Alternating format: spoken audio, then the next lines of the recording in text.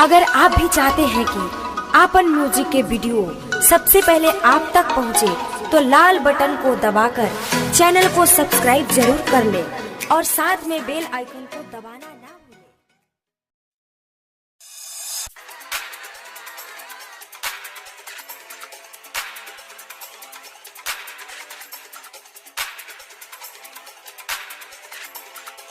Mix by Raja Nitesh Yadav.